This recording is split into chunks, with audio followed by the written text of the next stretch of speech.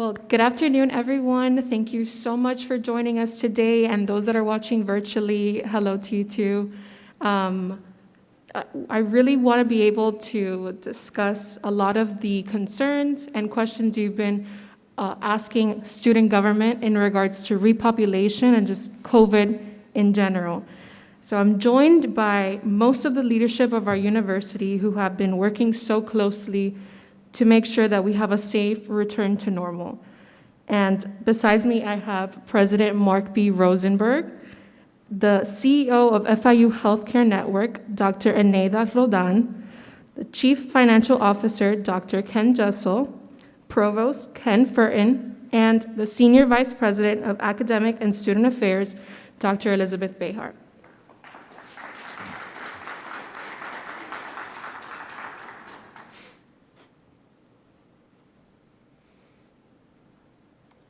President Rosenberg is going to introduce this forum today. Ready? Good afternoon, everybody. Thank you all for being here.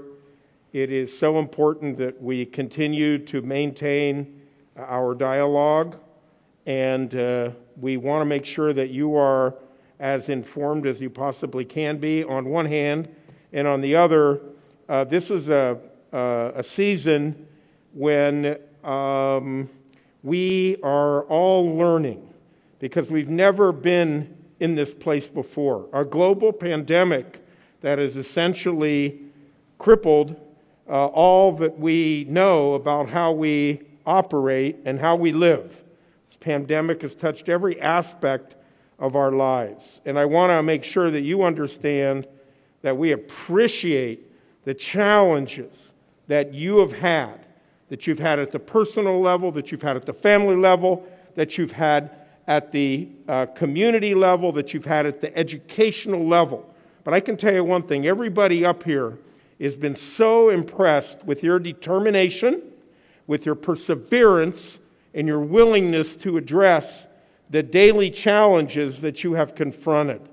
And the good news is that we're beginning to see the end of this tunnel. We can't let up yet.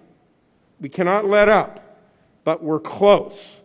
And I'm very optimistic about the opportunities that lie ahead as a consequence of all the hard lessons that we have learned.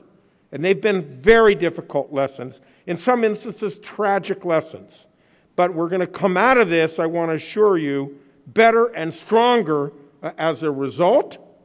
And we are going to be better prepared for any challenges that come our way as a consequence of this life-changing, year-long pandemic that we have been through. So I want to thank you all for being here.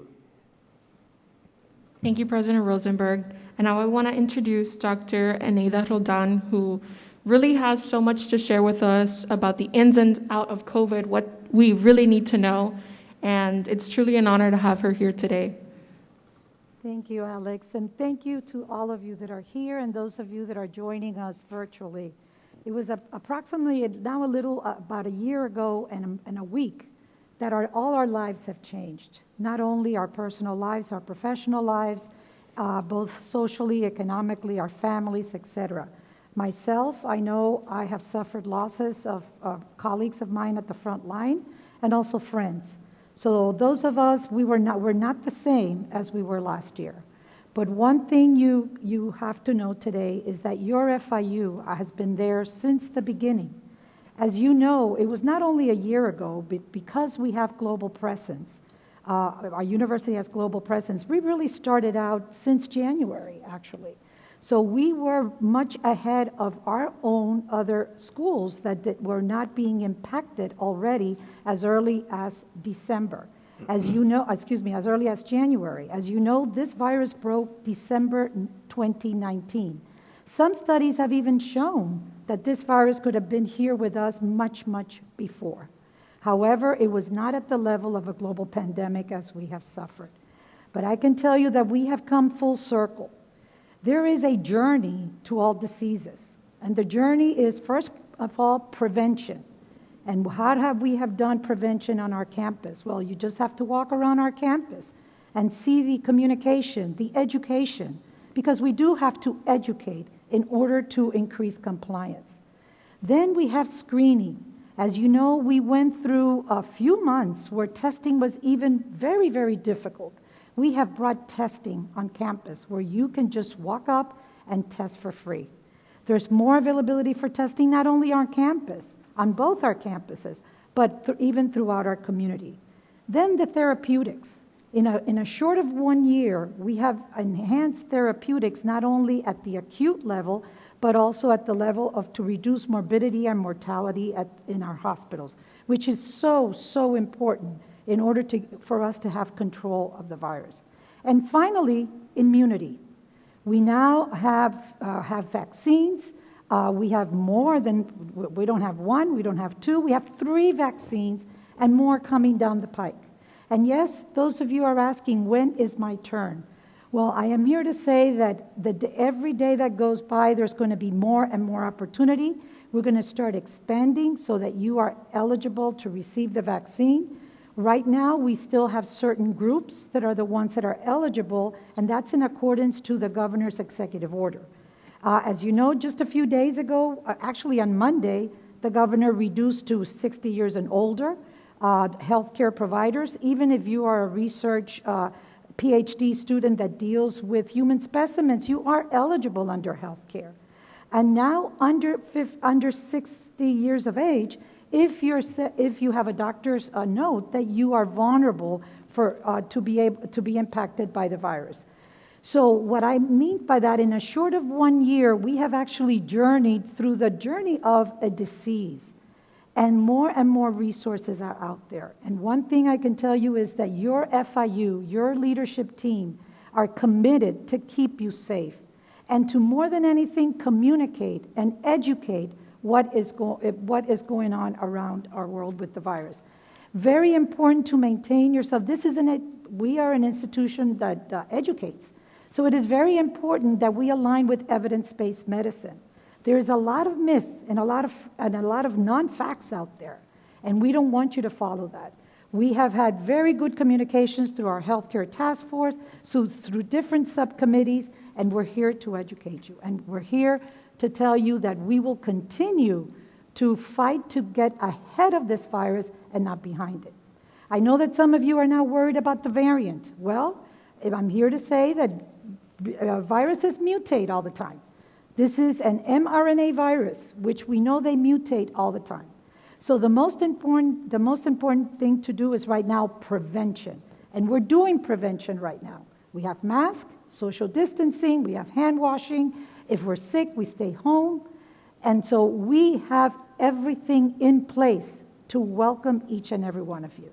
So I want to thank Alex, and I want to thank President Rosenberg and our entire leadership for giving me and my colleagues the opportunity to be here and to keep you safe. We are honored, and it is our pleasure to do so. So thank you, Alex. Thank you so much for those points. And really assuring that students feel safe is our priority moving forward, and it has been for the course of a year, I would say. And now I want to introduce Dr. Ken Jesso, who's our CFO. Good afternoon, and thank you all very much for the opportunity to be with you today. I want to echo the comment of the President in thanking you for your determination and your perseverance. This has been unprecedented for all of us, nothing like learning on the job.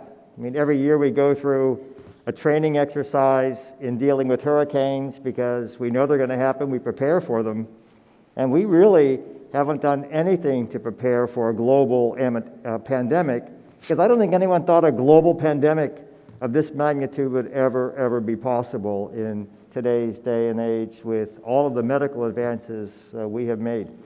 But you have done a great job. You are continuing with your education. You're making the grades. You're progressing nicely. You're graduating. And it is a testament to you and your commitment to yourselves and this community that has made this happen. We know that one of the important questions that comes up all the time is food. We need food not only for subsistence, but also as a way of gathering and interacting with our colleagues in a socially distanced and safe fashion. And we're happy that we were able to keep some venues open even at the time when we were totally remote, because we had students on campus. And we're learning as part of the on-the-job training. We've had, 10 or 12 venues that have been open throughout the repopulation that started to take place a few months ago, and we are expanding more. Many of you may have noticed that we introduced Pollo Tropical on Monday, and just walking to the Graham Center, it was nice to see 5 or 6 students standing in line even at this hour. Based upon a survey that was completed just recently, the venues that you wanted open were Pollo Tropical, Panda Express, Chick-fil-A, and Vicky's Bakery. So we've already opened up, as I mentioned, Pollo Tropical. We will have Panda Express by the 29th of March, and hopefully the next week we'll be opening up Vicky's and Chick-fil-A. We are in the works with those.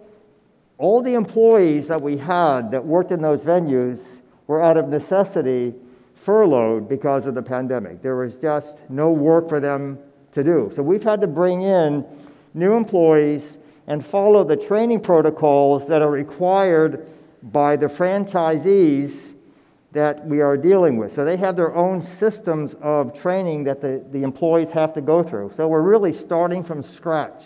But we have been working on it. We are committed to opening. And you have my commitment and my team's commitment that even over the summer, when we normally have even fewer venues open than we will have beginning in the next 2 or 3 weeks, we will continue to maintain those all during the summer. So all summer long, you're going to have Panda. All summer long, you're going to have Chick-fil-A. All summer long, you're going to have Vicky's and all the other venues that are open as of today. So we are working as fast as we can. I encourage you and your friends to eat more often. Okay? This is like the COVID-20, or maybe the COVID-19. So you remember the freshman 10 and the freshman 15? I want you to put on 19 pounds from the food that you're going to be partaking over the next few months. Do it for your colleagues, do it for the workers, do it for FIU, and then after you graduate, you can take off the weight. So we are here to assist you, and we really are concerned about you and your ability to interact with your colleagues through the miracle of food. Thank you, Dr. Jessel. And we've been working closely with Shop FIU and Dr. Jessel to make sure that students are aware of these job opportunities and making sure that we're not only helping the student body recuperate from this pandemic, but also our businesses. So I really thank you for all of your efforts. Now I want to introduce Dr. Elizabeth Behar as well as the provost, who are going to be touching base on more of the academic perspective. You may go. Yeah, I'll go first. Just to follow up on Dr. Jessel's comment, if you eat enough, you might be eligible for the vaccine sooner also. So another benefit.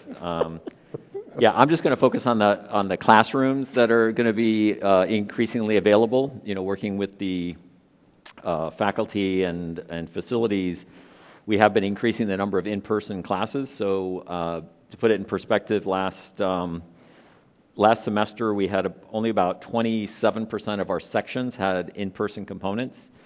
This semester, 54% have in-person components. And in the fall, we expect 75% to have in-person, either fully in-person or hybrid.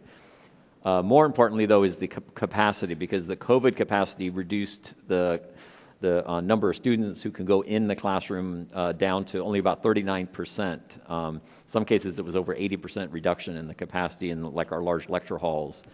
And so in the summer B and in the fall, we're finalizing the schedule. It'll be available on April 6th. You will find that we are going back to pre-COVID modalities. So we're going to either have certified hybrid where the faculty are trained to teach hybrid, and the course meets 1 day a week or maybe 2 days a week in person, and 1 day or 2 days remote, depending on if it's a Monday, Wednesday, Friday, or Tuesday, Thursday. Or we'll have the quality design fully online classes, or we'll have the fully in-person classes. So those are the three modalities that are going into the schedule. And now to do this, we're short classrooms, I should say. So we have about 207 general purpose classrooms. So we're short about 46 classrooms. So we're trying to be creative, working with units to make areas that they have available. We may have more outdoor space. You may have seen, like at the Wehrlein Performing Arts, some classes are being held outdoors. So we may have to get creative this summer, in particular, to accommodate those classes. And I also just want to clarify that we're scheduling the classes in summer B and fall without physical distancing. That doesn't mean that that is what's going to happen, right? We're expecting that by then all faculty and staff and students who want to get the vaccine will be able to have been vaccinated. And other universities, like University of Florida, doing the same thing, so that when we come back in the early fall or the B term or the fall term, we'll likely still be wearing face coverings, and there'll still be the safety protocols in terms of disinfection and so forth. But we expect that we'll be able to reduce the physical distancing so that will allow a lot more students to come into the classrooms. And so you'll be hearing more about that. We'll be doing a general announcement, and we've been working with our board of trustees to make sure that the students have that ability to come in person. We're also going to be focusing on having the students register. If you want to be in person, that you register your schedule in person and actually come into the classroom. Because what we've heard is that many of the faculty and students really didn't have as good of a teaching and a learning experience when most of the students were remote, and then the faculty were trying to teach a remote class simultaneously with an in-person class. And so we're getting away from that because we found that that was suboptimal hearing from the students and also from your faculty. So with that, I'll turn it over to Elizabeth. Thank you, Mr. Provost. So first of all, thank you all for being here and welcome back, right? So we've missed you, I've missed you, and for those of you who've had an opportunity to get to meet us, the administration, right? We really do support you. We want you to be here. We want you to be engaged. We certainly want you to, and that's why we led off with the president and with Dr. Roldan. We need you to be safe and healthy. I appreciate that everyone here talked about food, because really what the subliminal message was: utilize the wellness and recreation centers that are supported by your student fees, both virtually and in person, because we have expanded capacity. So, and we have expanded hours and opportunities. We really want our students to be able to get back to a new normal, a pandemic normal, where we've survived the pandemic, thank goodness, we're here, and now we're gonna thrive in whatever this period of time is. As Dr. Roldan said, we're gonna live with this pandemic. We may have masks, but wholeheartedly we understand and we all believe in FIU Panthers. And FIU Panthers are nimble, we're flexible, more than anything, we're resilient. We have a Caribbean tropical flair, either by birth or by adoption, because we came here, our families came here, and we love it. We're social, and social is important. Social is part of your academic and professional experience and part of the way that we prepare you. So we have expanded the opportunity for us to meet here. In March, and that's very exciting. Not many institutions are doing that. We are trying to be careful, certainly. We want to continue to open those doors and expand those opportunities for you. We know that you're responsible, and through that collective responsibility and positive behavior, we'll continue to do so. On your chairs, and for those of you on the webcast, this is on the website, commencement.fiu.edu, but I'm thrilled that we're going to have April 24th and 25th, the best Saturday and Sunday of the last year. I'm going to say that because we're going to come together and honor our graduates in person, at the football stadium. We're very excited about that. We have a number of opportunities, including the caravan and the grad walk, but we're going to honor those of you who are finishing, those who have finished during this difficult time, and we're going to continue our academic and research mission and our dedication to ensuring the success of each and every one of you. We have availability for student groups to meet. You've been on campus. Just a few weeks ago, I had the pleasure to sit on the grass under a tent, not only with staff one day, but with some students, and have some safe and positive conversations. We want to continue to do that. We're trying to, as the provost said, right, we're trying to balance making sure that you have your classrooms and that you have space to attend your classes, but also stay on campus and stay engaged, participate in those internships, get those employment opportunities, those student jobs. We really are prepared and working very hard behind the scenes, and it's not the five of us. There are teams that are supporting this effort every step of the way to ensure that the next academic year, this academic year is already going to end on a bright note, as I said, with commencement, but the next academic year is even better. And so together, collectively, I think we can certainly achieve that. Thank you so much. And it's truly motivating as a student to see all the efforts that our university has done to make sure that we feel safe and we feel engaged and that we are being listened to. And with that, I want to open the floor now for some of the questions that students submitted, even though most of them, I think, were addressed. And with graduation being the most, the biggest hot topic for students, I can attest that I'm extremely excited to be able to see an in-person graduation. But I have one of the questions here is, what will you as an administration be doing to ensure the mental well-being of students living on campus, aside from referring them to CAPS? So certainly we're doing a lot, and I'm going to address that. I am going to say that I had this conversation just yesterday. We did not have a crystal ball. Nobody planned the pandemic. And part of my own leadership drive, and hopefully you've engaged in some conversations either with your friends or your families or your faculty, is if anybody asked what the goals were, everybody got it wrong because nobody put pandemic as part of a goal, right?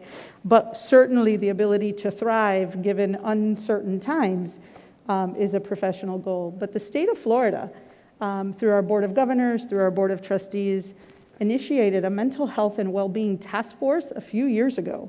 And so through those efforts, we've actually had the ability pre-pandemic to ramp up our telehealth options, to ramp up TAO, which is the system that the Counseling and Psychological Centers Services Center uses, and as well our Housing and Residential Life team provides workshops on not just individual clinical services or counseling services, but certainly group dynamics, certainly stress and anxiety, workshops, and living during these difficult times. We're all going through that, right? This is not just happening to you. It's happening to me. It's happening to Dr. Furton, to President Rosenberg. We are all in this together, and so we want to make sure that we continue to offer workshops, seminars, and we joke, I might have said no to the goat yoga, right? But our team in Wellness and Rec, and I'm looking at Sanyo Matthew behind the scenes, right? Logistically, the goats were complicating.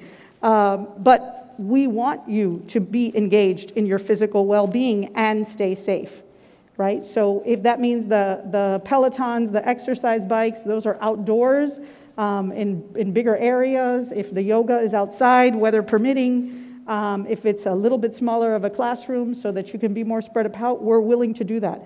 Mental health and physical well-being are intertwined, and we want to make sure that we're addressing all of those issues. So that ability, not just for our housing students, but certainly our housing students, we recognize that we have that responsibility because we are there outside of the classroom immediate network. So for those of you who are not living on campus and are going home to either friends or families, you have that network.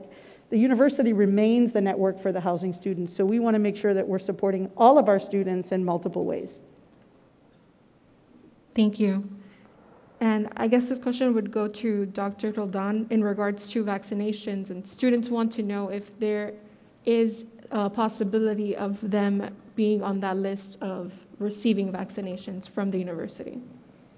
Thank you, Alex, for that question. And yes, possibility, of course. As I just alluded to, the criteria will continue to be expanded. But I can tell you that right now, that criteria between the ages of 16 or 18, depending on the vaccine, as you know, Pfizer is for 16 and older, and Moderna is for 18 and older. If you do have one of those conditions, you are eligible to get your vaccine right now. So that is something that I encourage you to look at that list. And that list is pretty expansive. I know that there was a little joke about the BMI and the food, and I can just tell you, by national statistics, 70% of our entire U.S. population is overweight, with a BMI of greater than 30. So that is one of the conditions. So as far as, deliberately saying it's going to be open to all the students, well, there's different definitions, right? You are a student, but if you do have one of those conditions, you get a letter from your doctor, or your doctor can download an FDOH form, which then will place you in the eligibility criteria to get your vaccine.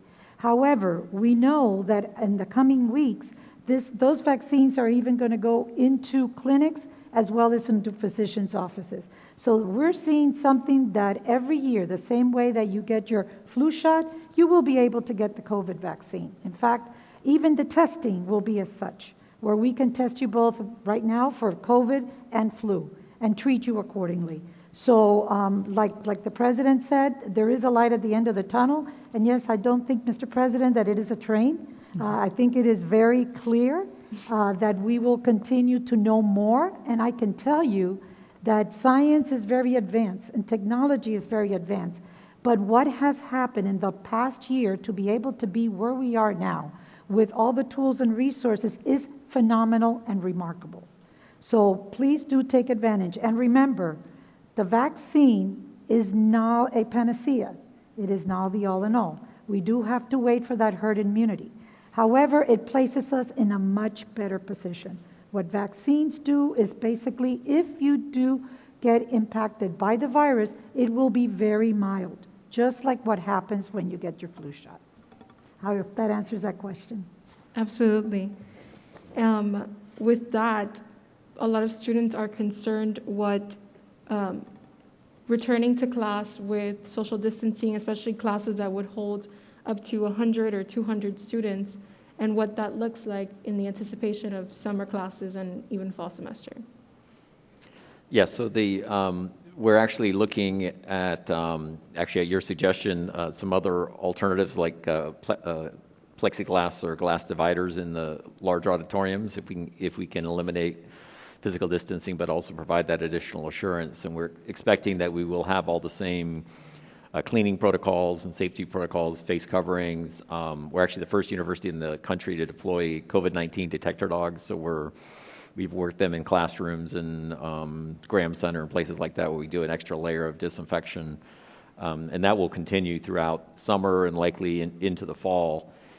We are looking at, one of the challenges is labs. So many of our labs went remote, and because of egress and spacing within those lab confinement, we're looking at maybe hybrid labs or some alternative working this summer to get an in-person component where maybe there'll be some remote and some in person. So not everything's been worked out, but the large lecture halls, have also been the biggest problem, where we had over 80% reduction in capacity.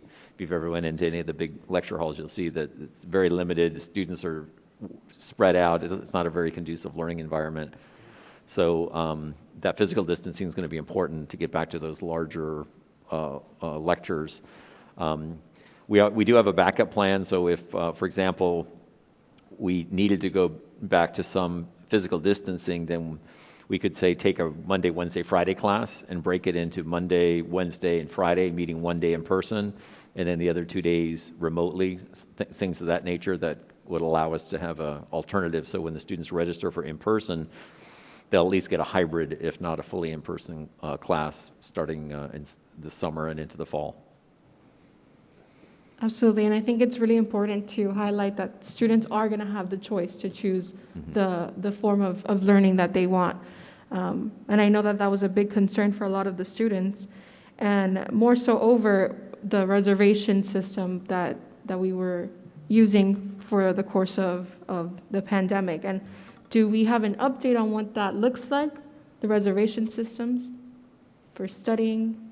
Certainly. So we have eliminated the reservation system in the library and the reservation system for study spaces, right? We are maintaining the distancing, the disinfection, the protocols.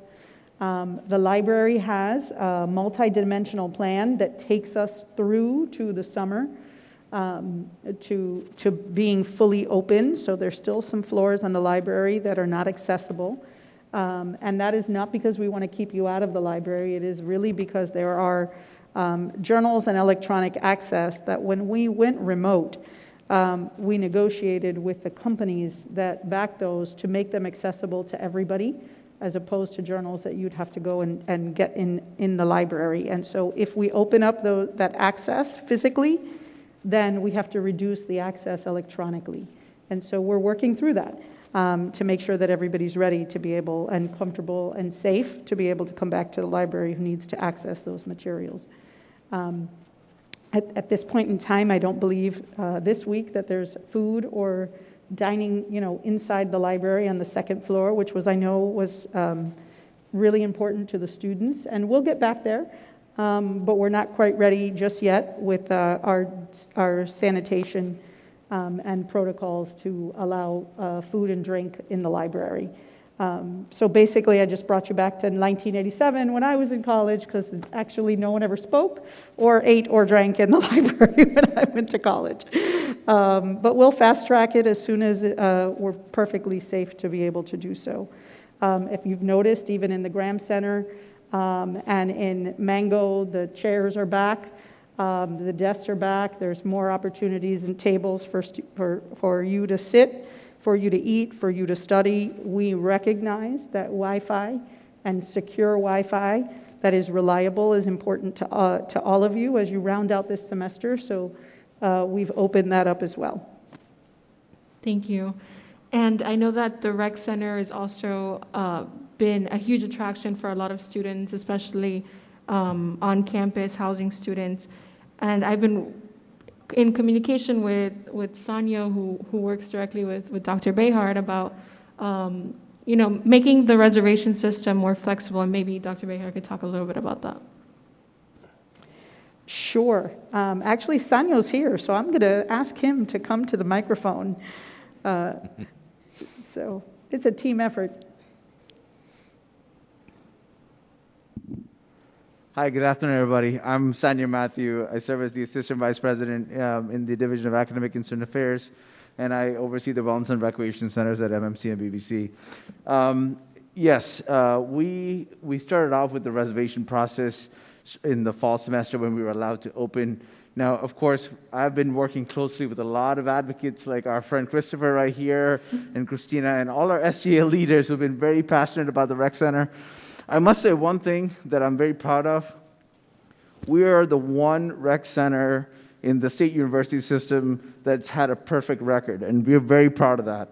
We have schools in the SUS not too far from us who've had to shut down for more than weeks together because of issues that have arisen from the facilities. Now, with that said, I want to share that we are very excited to announce that from the summer semester, our reservation process will be stopped. We have already started that, and I think, Christopher, you tried that process out not too long ago. Sorry to call you out, but we were just talking about this a few minutes before the event started.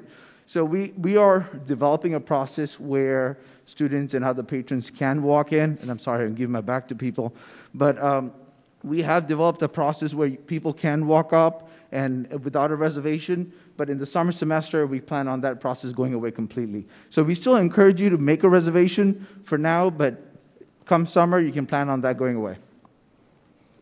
Thank you, Sanyo. I know everyone's super excited. I know everyone's super excited about that. I want to open the floor for all of you, and thank you for being here in person. To any of you that want to ask questions, you may walk up to any of the microphones.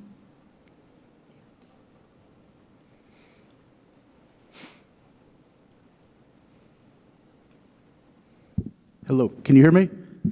My name is Brian Levine. I live in Bayview Housing on the BBC campus. I'm also currently the president of the Bayview Housing Council, Bayview Hall Council. I didn't think of this in advance, otherwise I probably would have given it to Alex, so I apologize. Dr. Jessel, some of your comments in terms about opening up additional eateries, while my doctors probably do not want me to gain additional 19 pounds, but over at BBC, we still only have one dining facility with very limited lunch hours, which is not necessarily convenient for a lot of the students that live there, and some of whom don't have a car. Additionally, I've seen students now that were more back on campus that had an afternoon class and that don't live on campus and an evening class, and then they were literally outside the food court looking for something. I ultimately helped them go to the brand new renovated food pantry so they had some opportunity to get something, and that's a lovely location, but we would really like to see more things. The bookstore, as you know, is still closed. I was disappointed that it couldn't have been open maybe the first week for people to get stuff, and other services like the One Card office is only open limited hours 3 days a week. I knew someone who couldn't get their ID when they had an in-person class last semester because it was on like a Tuesday or Thursday when they were closed, and I just took the shuttle with somebody who was coming all the way from there to here to get their new ID card, which was complicated as they had to ask the bus driver to get them around not having the card to pay. I just would hoping that I'm very glad for the positive trend of more things opening, but for the students of BBC, we really would like to see more stuff open. I realize there's a chicken and egg scenario that they need business, but it's kind of like which comes first, and their hours are good for like the lunch crowd, but a lot of the students would probably be more in the evening, and I was hoping that maybe things could be considered like in the past when they had to close the food court, they did some food trucks on occasional things. They parked that by nearby Bayview, allowed that. I'd like to see more of that stuff happen and more things open up, and I think it's going to really improve the quality of life back at BBC and for all the people that have lived there. So we definitely agree with your comments and are sympathetic with the challenges. It is sort of a chicken and an egg situation. I had conversations with Pablo Ortiz, who is our vice president for campus operations, and they are going to open up the library. And so we've already started the plan to open up the Starbucks on that campus. It has been an area that we have been concerned with for some time. As you know, we have Vicky's and Chick-fil-A ready to go. So we made significant investments, and it's a tragedy of the pandemic that we haven't been able to have more students on that campus to utilize those venues. But yes, we are committed to expanding those. Luckily, most of the students, all the students that reside in Bayview have kitchens, not perfect kitchens, but they have kitchens. So that's been a godsend for them. And we'll also look at some of the other hours. So the One Card, for example, you said Monday, Wednesday, and Friday. Maybe it needs to be Monday, Tuesday, and Thursday, or some other combination. So you're having access for those students that might not be able to get there on a Monday, Wednesday, Friday. So we will definitely work with you, and let's stay in touch on this. Maybe right after this we can exchange cards. and I'll get the right people involved in making sure that we can meet as many needs as we possibly can under the circumstances. We do appreciate it. And honestly, I know they've set up the Visky's kiosk to be open as like a small little thing. I think actually that would get a lot of people just grabbing coffee on their way. And as you said, it's been a year. Literally, I remember because it was St. Patrick's Day. A year ago was today, then in-person dining was closing down in this county and in Broward County and I think Palm Beach County. And so it's been quite a year, and I know it's been a difficult transition, but we do appreciate all those efforts. Thank you. Thank you. And I want to thank you, Brian. I'm jumping in here because you have been a relentless advocate for our students at BBC. So thank you very much. I appreciate that.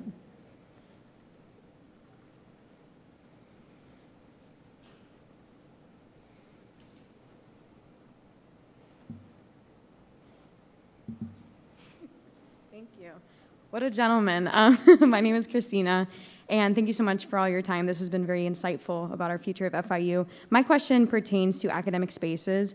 I know that being a part of a student organization, it's a little bit hard sometimes to find rooms available for meetings or events. So is there a date where we could see more academic spaces being available for room rentals? We're certainly working on that. Jose Toscano, whom you all know, who's standing right here, has certainly been an advocate for that and ensuring that that's part of your learning and educational process. We're working through, as the provost mentioned earlier, what the proposed schedule will look like so that you students can register come April 6th. Once we have that kind of solidified, then Jose can work through which spaces are available. The last thing we want to do is tell a student org, oh, you're meeting in this room in this building at this time, and then we have to change it 2 or 3 times. That creates unintended chaos. So we're trying to be a little bit more thoughtful and intentional, but it is top of mind to ensure, as the provost said, that once we look at our capacity and go beyond the 207 general purpose classrooms, they're actually prioritizing the colleges to open their spaces that they may have. Private rooms, smaller conference rooms, smaller spaces where classes can be held so that we can keep the spaces in the Graham Center and the Wolf Center available for student orgs to meet. Perfect. Thank you so much.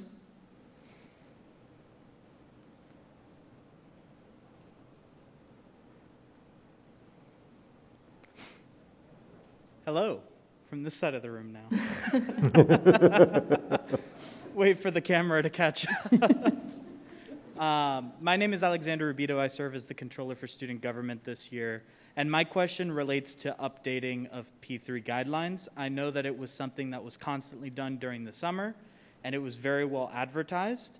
I'm wondering how often moving forward with new CDC guidelines coming out almost every 2 weeks now, the P3 guidelines are going to be continuously updated. I can take that. Thank you so much. When you mean as far as guidelines, because right now the P3 still maintains the fact whether you have tested or whether you have been exposed, et cetera. One of the things that we are looking into is the vaccination rate, right? How many have been vaccinated or so? That's one that could be updated. Travel, we took that off because right now, travel is still restricted. But is there anything specifically that you have in mind when you say updates in CDC guidelines? Because quarantine with vaccination has changed, but again, that's with a question on vaccination. So is there anything specific that you are alluding to? My follow-up was going to be about monitoring students and faculty who've received vaccinations. Is there a self-report to the university to tell the university, hi, I've received the vaccination? How are we going to be monitoring? I probably would defer to the provost and to Dr. Behar on that, but definitely, personally, on a medical level, I would love to know currently the percentage of vaccination on campus. That gives us a much, a level of not support, but of comfort. And more importantly, as more vaccinations are available, we know exactly what the gap is to be able to serve both our community, which is faculty, staff, and students. But that is one thing that I know we've been looking at, especially with HR on the employee side, which is your faculty and staff, And then I will pass it on to Dr. Behar or to Provost Furton for that.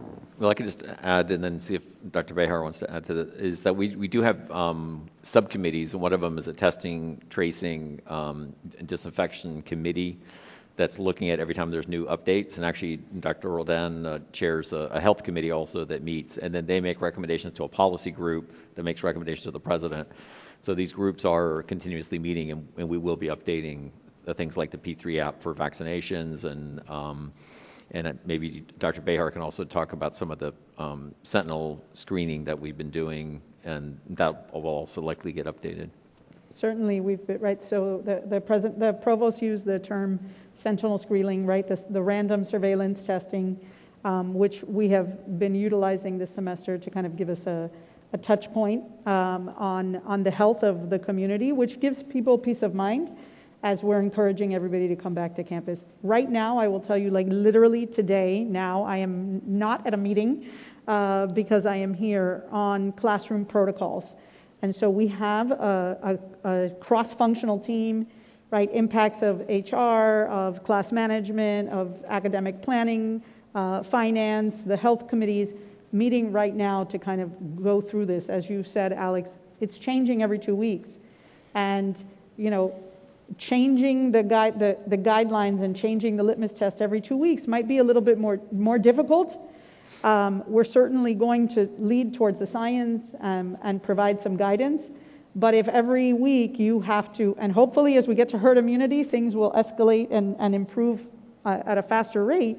If we start changing, oh, last week I had to do this, and next week I have to do something else, we're not going to get compliance, right? And really what we want is collective compliance to say with whatever the baseline standards are that we implement for the summer, we want to ensure that as many people understand them, are aware of them, and keep up with them, all right? Because that's going to really give us the thermometer, right, reading on the health of the community. So if we change the guidelines every Sunday, and then Monday you're coming into class wondering, well, I wonder if Elizabeth paid attention. Like, I wonder if she followed the new guidelines, right? So we're trying to be really thoughtful and intentional. We don't have the answers for you today, but we're looking at summer as summer A, starting, you know, the first full week of May, if not the second. And so we have time as well, and we will get those out to you. We will blast them on social media. I'm still hoping that somebody says, yes, Dr. Behar, I read FIU email. He's laughing because we know it's true, but that's fine. We'll put stickers up. We'll put e-board signs up. We'll flash it in the parking garages, on the bus. I send it to Alex, and I'm like, please talk, you know, get it out to the students. The more informed we are, right, the better our university will be, and the safer we will all be. That's our goal. I could go now? Yeah? Good afternoon, everyone. First of all, thank you so much for taking the time out, you know, being with you and with us, having this great conversation. It's a must one. So I have two questions. The first question is, vaccines are rolling out. They're rolling out fast. So assuming that one day reach and vaccine is eligible for every single person to get them, will FIU make it mandatory for students to get them? Okay, so FIU, as a public institution, reports to its Board of Trustees, which reports to the Board of Governors, and is a public institution in the State University System of Florida. So we don't, at this point in time, the vaccines, and I'll defer to Dr. Roldan, but the vaccines have only been given EUA, Emergency Use Authorization, and B, we wouldn't mandate those things. So even for those students who are residential that we require, you know, certain level of additional vaccinations for living in housing, those things are usually mandated by the state or provided guidance by the state. As of today, the state has not come out with that additional guidance. All right, thank you. My second question is regarding something what Rubito was trying to say in regards to, like, the president is doing the campaign now to get most students back on campus. Restaurants are opening back on campus.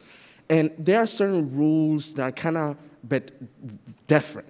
So like, for example, one of them is to have lunch, let's say outside, there's only 2 persons could sit together in a bench that usually holds 5 or 6 persons. So one day, most restaurants going to be open. Like, I'm going to invite out my friends, like, be together, but yet I can only sit with 2 or, only 1 person per desk, and, like, it's going to get filled. Are those guidelines thinking to change as time progresses, or they're going to be strict? Because sometimes it's a bit weird. Like, I room with 3 other persons, but yet if I'm going to go outside to have lunch, I can only sit down with 1 other person. Okay, I can take that one. We all know that outside is much better environment than the inside. The issue with having lunch and taking your mask off and being in a closed environment, obviously, although you're outside, you are very close and you're having a conversation with that person. And we know that the risk is a bit higher, although it is outside. Now, if you're doing it with either someone that you are rooming with or that is in your same environment, that's a different story. Okay, so we know, and I've seen it, that when people go outside the restaurants, they're without a mask. And we are still going to see transmission that way. There's no question about it. Okay, so if you are actually eating, we know the mask can come down, and it's also the length of time that you're doing so. But when you're having just a conversation and you have individuals around you, you could put your mask back on. And then the risk absolutely reduces tremendously. But you're absolutely right. Let's use the outside. Let's use the green area. Because if you are in a group and you're wearing a mask, that mask is it's really your constraint. It's your protection against the impact, having the virus transmitted. And as we all get vaccinated, as you well know, going back to the updates on the CDC, is if you are vaccinated, you can now take your mask off amongst the same, your family, which that was not even the case. So more and more, we're going to see more relaxed, but obviously we have to be cognizant of the percent positive. We have to be cognizant that the vaccines are truly working, which, by the way, those of you that follow, you know what's happening in Europe, okay? Perfect example. Europe, percent positives are already up again. They say it's the virus, but what has happened is they have failed to follow through the vaccination plan.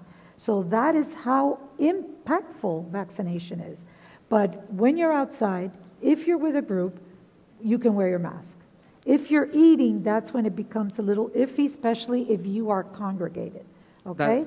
I agree with you. And like one time, it was like a chair with 5 of us, and it was like 5 of us, but we was wearing masks, we was together. We wasn't eating or anything, and they came and it was like, oh, only 2 persons per benches, and I was like, but we live together, like we socialize together. That's called the same unit. Yes, no, that's called the same unit, and that is okay. By the way, everything is in definitions. This is wearing a mask. This is not wearing a mask. Okay. So when you hear individuals, I don't know what happened, I was wearing a mask, the next question I have is, how were you wearing a mask? Okay? So that is very, very important. Again, that these are all tools that we have in order to protect ourselves and others. All right, Okay? thank you so much. Thank you. So, and if I may, I want to add, and I'm going to touch point back to Alex Rubito's point. You'll be happy to know that on March 15th, we actually did open up seating tables for up to 4. In Mango, the tables are generally smaller, so they seat 2, but you should see updated opportunities to sit. We're still encouraging people to be safe, to be cognizant, to be prudent, and to sit outside where absolutely appropriate. But we did open it up to 4. We're going to monitor it. We as an administration are going to be vigilant. The last thing we want to do is roll it back. But again, we're starting to open and we're monitoring, and then we'll continue to make changes. That's really great news. Thank you so much. We just ask you to have some patience because we're doing it in stages, because we're very proud that the New York Times did a survey of COVID-19 outbreaks at universities, and we had the lowest of of large research universities in the entire state and one of the lowest in the country, because of the procedures. And so when you're part of a unit, it just makes it a little more challenging for the ambassadors also. But we are, as Dr. Behar says, phasing in these procedures that can also prevent an outbreak. Because what we don't want to do is seeing the light at the end of the tunnel, let our guard down. So, yeah, that's really great news. Thank you, guys. Hi, everyone. Happy Wednesday. Thank you all for taking the time out of your busy schedules to come talk to us. My name is Samantha Suarez-Burgos. I serve as the Chief of Staff for Student Government. Samantha, louder. Oh, I have 2 questions for you guys. So as a graduating senior with a big Cuban family, there is a limit to 3 guests per student at the in-person ceremonies. So my questions are, will it be live streamed so the rest of my family can watch it at home?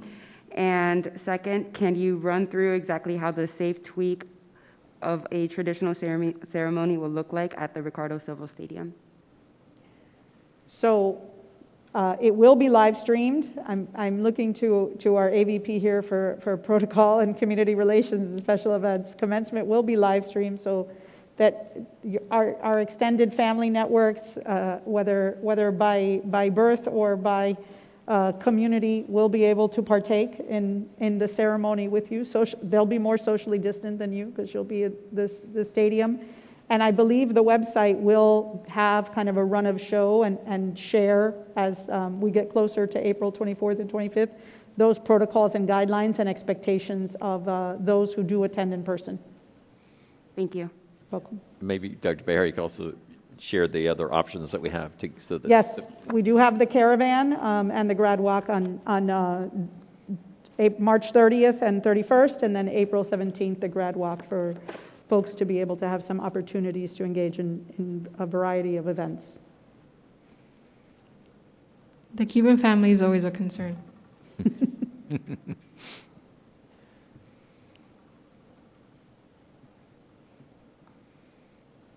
Hey there, everyone. My name is Alex Sutton. That's a lot of Alexes. Alex. I wanted to ask about study abroad because I know that there was going to be at least a domestic study abroad program this summer, and then that ended up also getting canceled because of the virus.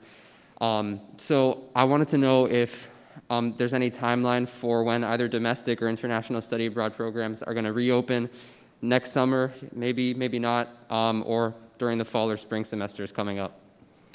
Yeah, so there's a committee that actually meets regularly to evaluate that, and so out of abundance of caution, we're not doing the traditional study abroad this summer, but some units are looking at maybe like a hybrid study abroad where students can do a remote portion and then maybe at the end of the summer be able to have an experience a week or two, and so there may be some limited programs like that, but the expectation would be in the fall that we can get back to, study abroad. But most universities, and we have regular meetings with the other 11 sister institutions in the system, they're also, not doing traditional study abroads this summer.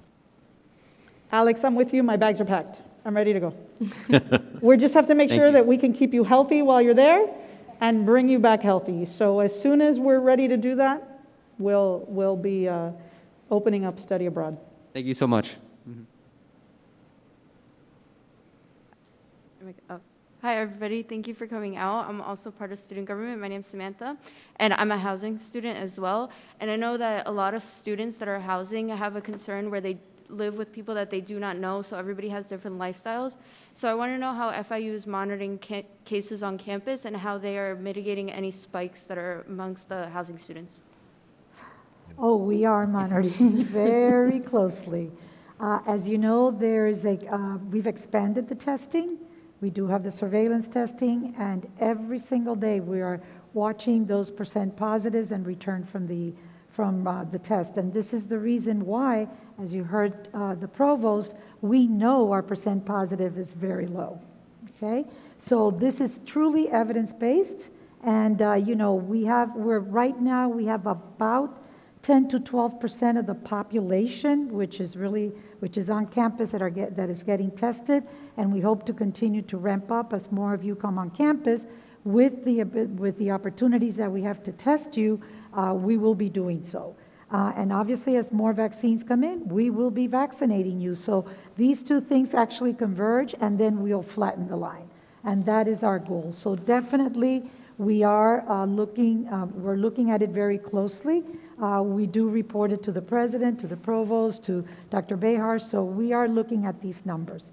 And that is why we're very proud of the percent positives that we have, which is very, very low. Thank you. That actually brings up a second question that I had. So when students are able to get the vaccine, such as housing students, will that be available to put into the P3 app so that it's knowledge to FIU that we're vaccinated? Say that again, when the vaccines are available? Yeah, will that be an opportunity to go into the P3 app so that FIU has that on record that students are vaccinated? That is what we were discussing, and absolutely that is our goal. Our goal is to be able to have the information of the percent positive of those that are vaccinated, both at the employee side, faculty, staff, as well as the students. Definitely, because I was looking at a curve today of the percent of positives, which again is very low. When you superimpose the percent of vaccination, you will see that completely at zero, which is where we want to be. It's not at zero because that's a total absolute. You will have individuals that may not want to get vaccinated. We hope that everyone here gets vaccinated. There's a lot of myth out there. I came today from our vaccination site because we were vaccinating today, and please do educate yourself on evidence-based, because there's a lot of myth and misinformation of the vaccinations. But absolutely, I would love to see a curve where we have the testing, we have the vaccination, and then we see a complete flattening of the curve. Thank you. So we'll take our last question from Sabrina. Hello, can you hear me okay? Sounds good. Okay. So hi, I'm Sabrina Kanata. I'm the current Secretary of Student Engagement for SGA, and I have a couple questions. So I myself, I'm a STEM student, and I'm finding that because of this remote learning, I'm faulting in classes like math and science. And so I think I speak on behalf of a lot of STEM students at FIU.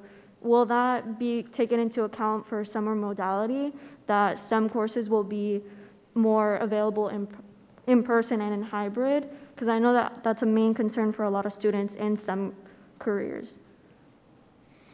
Yes, so we will, as I mentioned, in summer A and C, since we still have physical distancing, we'll still have a limited capacity, but starting in the summer B, or the early fall, we expect to have the pre-COVID not only modalities, which is in-person and certified hybrid, but also full capacity, so that the students who want to get in person the courses will be available to them. Okay, that sounds perfect. Thank you. My next question is, in the sense that the vaccinations could be mandatory or mandated for housing students, will there be an option to opt out for that? I know that there is a lot of, like was mentioned, a lot of stigma about the vaccination, that there are individuals who do not want to take it. Will that be taken into account for their personal decision to not take the vaccine? I mean, I can speak to in generality. I mean, as far as in general terms, if you don't want to get vaccinated, and that even holds not even for COVID-19, it holds for any vaccination, you can opt out, especially because we are a public institution now. I would like to announce that, if you travel, you're going to be asked, okay? Right now, the ask is the 72 hours prior to have a negative test. However, the more vaccines we roll out, we will be carrying a vaccination passport, and that's coming. It doesn't mean it's going to happen tomorrow. So how that will play out, we will see. It's like anything else. If you bring in your doctor's note that you cannot get vaccinated for whatever reason, I guess that will be up to the institution and not necessarily FIU, but I'm talking about in general. So airlines will be asking, and right now they're asking just for the test because they know that they have a lot more. There's a lot more options for testing, but next in line would be vaccination. Thank you so much for that response. And for my last question, it actually goes back to the P3 app. I'm finding that from a lot of conversation around students who are actually not close to me, but I know of students that feel the questionnaire could be very incorrect. And when students are filling it out, that they're putting misinformation. Is there any sort of surveillance that's on that, or is there anything that can be put into place to make sure that students are being 100% honest? The P3 is an honors code. And we hope that, we're all here in an educational institution and not only forming ourselves with intellectual, but also professional ethic and code. And so we count on each and every one of you to fill it out the correct way, because obviously we can't check, but it's an honors code right now. And that's what it is, because we are not at this point asking for you to upload any type of test or upload it's an honors code. And please remember that this virus, this pandemic, it's a personal responsibility. It's collective action, but it is personal responsibility. And it takes each and every one of us to be part of that army to go against the virus, or else we will always stay behind it. All right, thank you so much for your time, everybody. Thank you. So thank you so much to our panelists and to all the students that came out today to ask questions and express your concerns. Please continue to do so. Please continue reaching out to student government. That's what we're here for. We're continuing to advocate to make sure that you feel safe and comfortable on campus. So I'll see you all soon. Have a great day.